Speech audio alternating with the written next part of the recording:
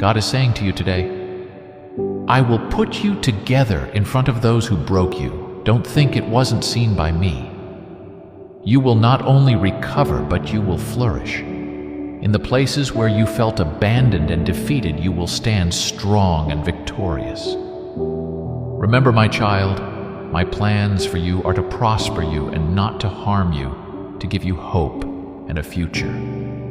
Let your heart be at peace, for I am with you in every step of this journey, mending every fracture, healing every wound, and restoring every lost hope. Where you were once shattered, now you will shine like a beacon, reflecting my love and strength.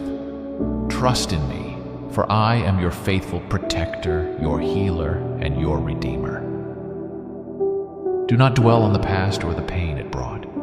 Instead, lift your eyes to the horizon, where my promises unfold. You will see that my grace is sufficient for you, even in your weakest moments. Let your spirit rejoice, for you are being rebuilt stronger than ever, not just to withstand the trials, but to help others who walk in similar paths. If you receive this message, comment, "Thank you, God," and share it with a friend. God bless.